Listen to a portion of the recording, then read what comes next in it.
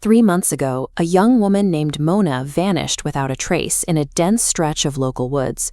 She left behind 0 physical evidence and only one living witness, her best friend, Zara.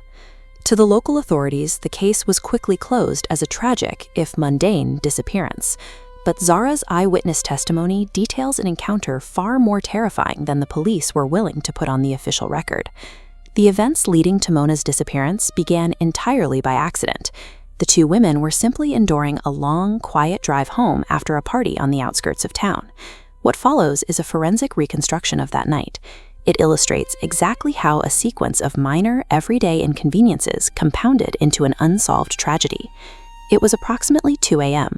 Mona was navigating a deserted, winding 2-lane road that cut directly through a deep, unlit forest miles away from the nearest residential neighborhood.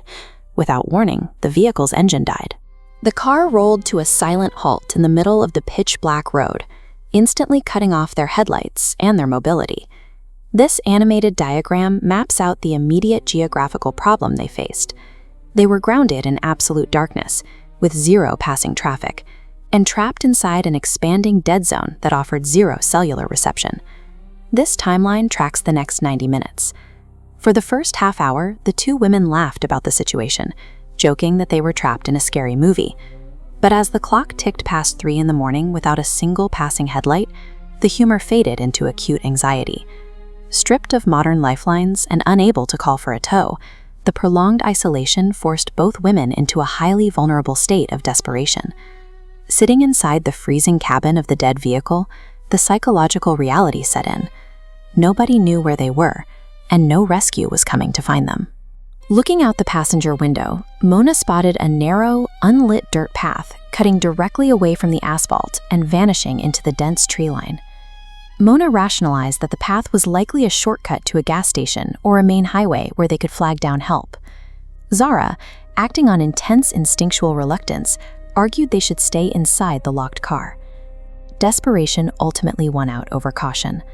Leaving the vehicle behind, the 2 women armed themselves with the weak flashlights on their cell phones and stepped onto the dirt path.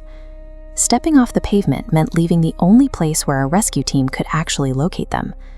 By entering the woods, they traded a visible, static location for a blind environment they couldn't control. As they pushed deeper into the woods, the dense canopy of tall trees rapidly suffocated the remaining moonlight. The physical environment closed in around them. To cope with her own rising fear, Mona began playing pranks.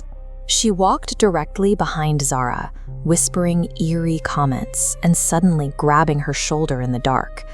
Zara tried to ground them both in reality by forcing a normal conversation. She changed the subject, asking Mona for gossip about a girl named Tanya they had seen at the party earlier that night.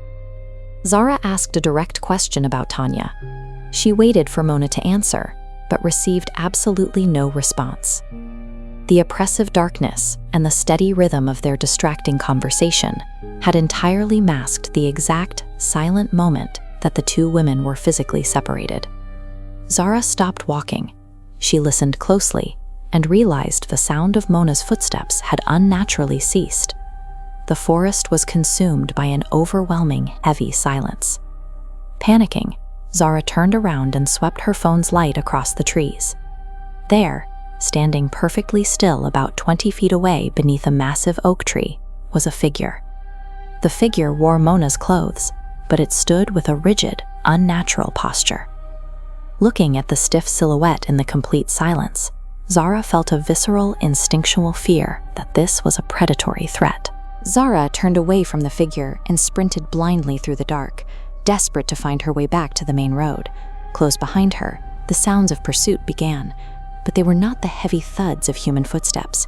They were sickening, unnatural cracking noises, quickly gaining ground. As she ran, the psychological torture escalated. The entity behind her began calling out her name, perfectly mimicking Mona's exact voice, begging Zara to come back and not leave her alone in the woods. The encounter reveals a specific hunting strategy, auditory mimicry. The entity used Mona's voice as a lure, attempting to draw the survivor back into the darkness. Zara survived the night. She woke up the next morning collapsed on the gravel shoulder of the highway in broad daylight, where she eventually flagged down a passing driver. The police mounted an immediate response. Search and rescue teams combed the forest for several days, but they recovered zero physical evidence of Mona, her belongings, or the entity Zara described. Lacking any tangible proof of an abduction, the investigators drafted a clinical explanation. They formally categorized Zara's detailed account of the creature as a trauma-induced hallucination, triggered by severe stress in the dark. This official psychological rationalization effectively closed the institutional door on the investigation. It silenced Zara's eyewitness account and left her completely isolated, forced to live with the truth of what she saw. Over the past 3 months, the personal toll on Zara has been devastating. She lives daily with extreme grief and a complete lack of closure regarding her best friend. She is plagued by a haunting internal debate. She constantly questions whether the real Mona was already dead beneath that oak tree, or if she is still alive and trapped somewhere deep in those woods. Zara maintains an open, desperate plea. She asks anyone who might hear her story or find any trace of Mona to come forward with information. The true horror of this encounter is the enduring, unanswered question of a best friend's fate.